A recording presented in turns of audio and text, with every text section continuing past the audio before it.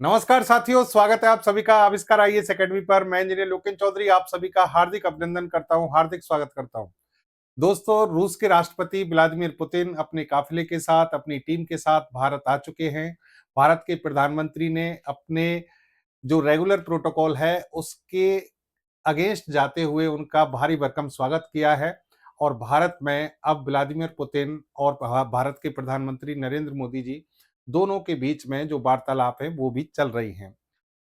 5 दिसंबर को बहुत कुछ बड़ा होने वाला है। 5 दिसंबर को बहुत बड़ी जो साझा जो डील हैं वो होने वाली हैं और ये समय बताएगा किन-किन चीज़ों पर बात हमारी जो है कंप्लीट हुई है, यानी समझौता हो गया है।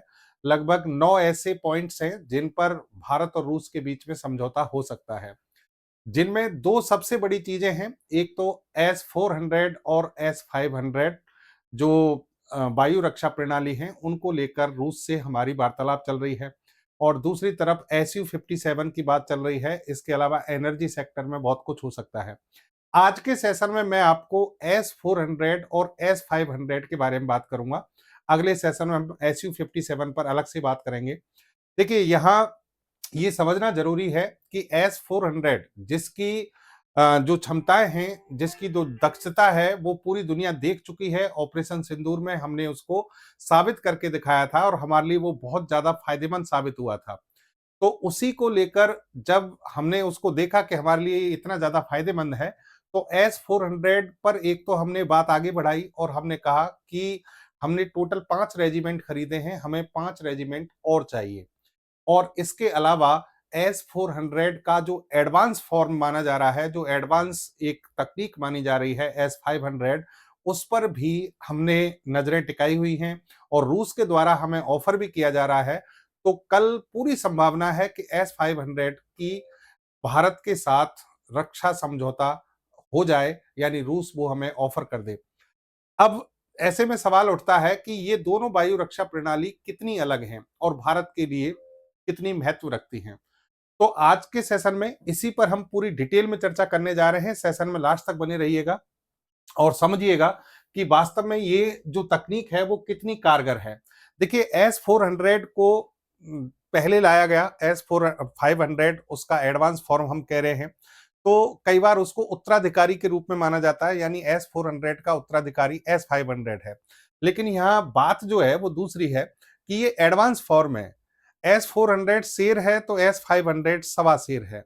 एस-400 एक रीजन में, एक क्षेत्र में आपकी सुरक्षा की जिम्मेदारी लेता है, तो एस-500 पूरे शहर की जिम्मेदारी ले सकता है और इसी के तहत हम ये डील करने जा रहे हैं।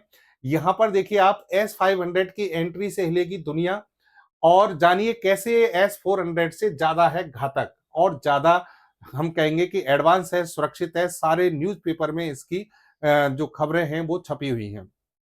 देखिए, एस-400 जिसे हम एस-400 ट्रायम्फ कहते हैं और एस-500 प्रोमेथियस के नाम से जाना जाता है, ये दोनों ही वायु रक्षा प्रणाली, एयर डिफेंस सिस्टम रूस के द्वारा बनाए जाते हैं और रूस से ही हमने एस-400 को आयात किया है। एस-500 को अब हम आयात करने जा रहे हैं।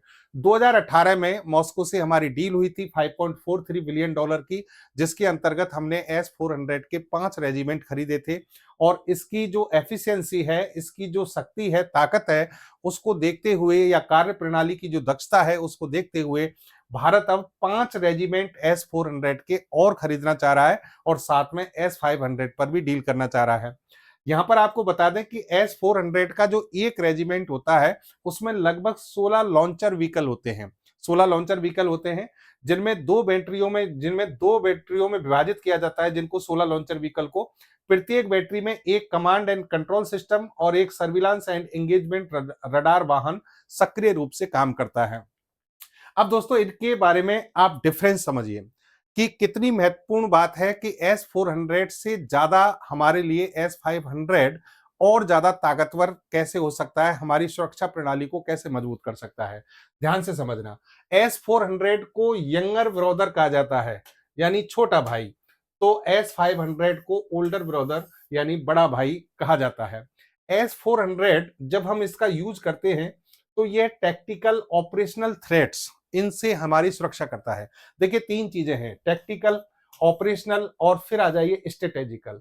टैक्टिकल और ऑपरेशनल का मतलब है कि जब आमने सामने युद्ध हो रहा है, कम दूरी की बात हो रही है, तो वहां पर टैक्टिकल मिसाइल्स लगाई जाती हैं, ऑपरेशनल जो इक्विपमेंट है वो लगाए जाते हैं। लेकिन जब दुश्मन दूर हो और दूर से हमला कर रहा हो, इंटरकॉन्टिनेंटल बैलिस्टिक मिसाइल से हमला हो रहा हो या हाइपरसोनिक मिसाइल्स जो है उनसे हमला हो रहा हो, तो वहां S-400 काम नहीं करेगा। वहां पर काम करेगा आपका S-500 यानी Prometheus. Handles strategic threat including intercontinental ballistic missile. दोस्तों आज के जमाने में जिस तरीके से तकनीकें एडवांस रूप ले रही हैं, सबसे ज्यादा मुश्किल काम है कि हाइपरसोनिक मिसाइल के हमले को रोकना और इंटरकॉन्टिनेंटल बैलिस्टिक मिसाइल जो कि आमतौर पर हाइपरसोनिक होती हैं, जैसे कि भारत की अग्नि 5 24 मैक की गति से चलती है। अब 24 मैक की गति से आ रहे किसी भी थ्रेट को रोक पाना अपने आप में बड़ा मुश्किल काम है। जैसे कि ईरान ने हाइपरसोनिक मिसाइल से जब हमला किया इजराइल पर, तो इजराइल का जो दुनिया का सबसे बेहतरीन एयर डिफेंस सिस्टम माना जाता है आयरन डोम, वो भी उसको रोक नहीं पाया था। तो हमें उसके लिए तैयार रहना है, तो उसके लिए हमें S-500 की आवश्यकता होगी। फिर हम बात करें कवरेज की, ये तो हो गई रोल की इंपॉर्टेंस कहां पर है। अगर हम कवरेज की बात करें तो S-400 किसी पर्टिकुलर रीजन में एक छोटा क्षेत्र आपने जैसे बॉर्डर पे लगा दिया, तो उस क्षेत्र की वायु रक्षा प्रणाली के रूप में काम करेगा, यानी protect air space over specific region and sector. एक छोटे भाग और स्पेसिफिक रीजन की सुरक्षा की जिम्मेदारी ये लेता है। लेकिन S-500 जो है वो आप ये मान के चलिए, जैसे मान लो ये दिल्ली है, तो अगर पूरी दिल्ली को सुरक्षित करना हो तो S-500 यहां पर पूरी सुरक्षा की जिम्मेदारी लेगा। It protect entire city and strategic infrastructure, जैसे कि आप पूरे दिल्ली क्षेत्र को इससे प्रोटेक्ट कर सकते हैं। यहां पर दुश्मन का कोई भी थ्रेट नहीं आ सकता, उसको ये वहीं दूर से ही मार गिरा देगा। यहां S-400 की हमने पता है कि 400 किलोमीटर की रेंज तक ये टारगेट को नष्ट कर सकता है, लेकिन यहां पर रेंज जो है 600 किलोमीटर है, यानी 600 किलोमीटर की रेंज तक ये टारगेट को नष्ट कर सकता है। बहुत बड़ा डिफरेंस है वर्टिकल टारगेट, जो ऊंचाई पर, कितनी ऊंचाई पर ये टारगेट को मार गिरा सकता है, 30 किलोमीटर। लेकिन अगर S-500 की बात करें, 180 से 200 किलोमीटर की हाइट पर ये टारगेट को इंगेज कर सकता है, यानी अंतरिक्ष में लगभग ये मान के चलिए, क्योंकि लो अर्थ ऑर्बिट जो स्पेस की जिसमें सैटेलाइट छोड़े जाते हैं वो 160 किलोमीटर से स्टार्ट हो जाती है। तो 160 किलोमीटर यानी लो अर्थ ऑर्बिट में भी जाकर ये सैटेलाइट्स को या किसी भी थ्रेट को या टारगेट को नष्ट कर सकता है। फिर एक और बात यहां पर जो सबसे महत्वपूर्ण अंतर है कि यह किसी भी दुश्मन के एयरक्राफ्ट, ड्रोन या क्रूज मिसाइल को नष्ट कर सकता है, उनसे हमारी सुरक्षा कर सकता है। लेकिन S-500 एयरक्राफ्ट, ड्रोन और क्रूज मिसाइल के साथ साथ इंटरकॉन्टिनेंटल बैलिस्टिक मिसाइल्स और हाइपरसोनिक वेपन से हमारी सुरक्षा कर सकता है। ये फीचर इसको बहुत ज्यादा खास बनाता है। कुल मिलाकर हम कह सकते हैं कि S-400 जो ट्रायम्फ है वो हमारे लिए एक क्षेत्रीय ढाल के रूप में काम करेगा, एक पर्टिकुलर सेक्शन में, पर्टिकुलर सेक्टर में हमारी सुरक्षा करेगा। लेकिन अगर आपको नेशनल लेवल पर और स्ट्रेटेजिकल ढाल के रूप में काम में लेना है वायु रक्षा प्रणाली, तो उसमें हमारे पास विकल्प है S-500 प्रोमेथियस। तो इसलिए हम इस पर विचार कर रहे हैं। यहां एक बड़ा डिफरेंस आता है कि S-400 का रिएक्शन टाइम 9 से 10 सेकंड है। हालांकि ये भी बहुत बेहतर अच्छा टाइम माना जाता है कि दुश्मन के टारगेट को जैसे ही हमने ट्रैक किया मात्र 9 से 10 सेकंड में उस पर हमला हो जाएगा। लेकिन यहां पर रिएक्शन टाइम बहुत कम है, 3 से 4 सेकंड, यानी जैसे ही ट्रैक किया जाएगा तुरंत उस पर हमला कर दिया जाएगा। तो इस तरीके से S-500 कई मायनों में बहुत ज्यादा अच्छा है। अच्छा, अब एक-एक करके हम दोनों की एक और बात करें, कुछ और विशेषताओं की बात करें, S-400 की कार्यप्रणाली, S-500 की कार्यप्रणाली और कुछ इक्विपमेंट्स जो केवल S-500 में, S-400 में नहीं है, उन पर भी बात करते हैं। देखिए S-400 की रेंज, ऊंचाई, टारगेट, ये सारी चीजें मैं बात कर चुका हूं। यहां एक महत्वपूर्ण बात है कि ये एक साथ 80 टारगेट्स को ट्रैक कर सकता है, यानी दुश्मन के अगर 80 टारगेट हवा में घूम रहे हैं तो उनको एक साथ ट्रैक कर सकता है और उन पर मिसाइलों से हमला कर सकता है। ये S-400 की खास बात है। तो ऑब्वियस सी बात है S-500 में तो होगी। यहां S-400 में 4 तरह की मिसाइलों का, 4 बड़ी मिसाइलों का उपयोग किया जाता है। अगर जैसे कि ये 4 मिसाइलों की आपको स्पेस दिख रहा होगा, अगर इनमें मान लीजिए आप एक छोटी मिसाइल रखना चाहते हैं बड़ी मिसाइल की जगह, तो यहां एक में 4 आ जाएंगी, यानी टोटल 16 मिसाइल इसमें रखी जा सकती हैं। वैसे बड़ी मिसाइलें जो है वो कितनी होती हैं? टोटल 4। ये 4 मिसाइलें, जिसमें से एक की रेंज है 40 किलोमीटर, ये पास आने वाले हमले और खुद की सुरक्षा के लिए लगाई जाती है, सेल्फ डिफेंस के लिए। 120 किलोमीटर रेंज के वाली जो मिसाइल है वो मध्यम दूरी के विमान और ड्रोन को मारने के लिए या उस पर सटीक निशाने के लिए लगाई जाती है।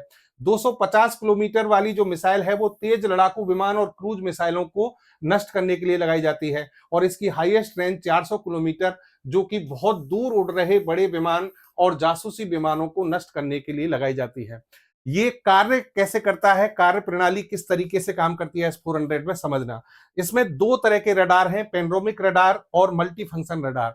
पेनोरामिक रडार सबसे पहले टारगेट का पता लगाता है, यानी लक्ष्य का पता लगाता है। इसमें जो रडार है 91N6E रडार, ये 600 किलोमीटर तक के हवाई लक्ष्यों, चाहे वो विमान हो चाहे क्रूज मिसाइल हो, उनका पता लगा लेता है, खोज लेता है। फिर दूसरी तरफ है मल्टी फंक्शन रडार, ये ट्रैकिंग और मार्गदर्शन का कार्य करेगा, यानी 92N6E रडार ये चयनित लक्ष्यों की सटीक रूप से ट्रैकिंग करता है। ट्रैकिंग का मतलब हो गया कि इसने तो जगह बता दी कि एक विमान आ रहा है, लेकिन ये विमान कैसे कैसे चल रहा है उसकी ट्रैकिंग करना, तो उस मिसाइल को गाइड करना, ये किसका काम है? मल्टी फंक्शन रडार को। मल्टी फंक्शन रडार जो इंफॉर्मेशन गेन करता है उसे एक कमांड पोस्ट को भेजता है। ये कमांड पोस्ट है। कमांड पोस्ट जो है यहां पर हो गई 55K6E। ये कमांड पोस्ट डेटा का विश्लेषण करती है, खतरे का मूल्यांकन करती है और फिर फायरिंग का आदेश देती है।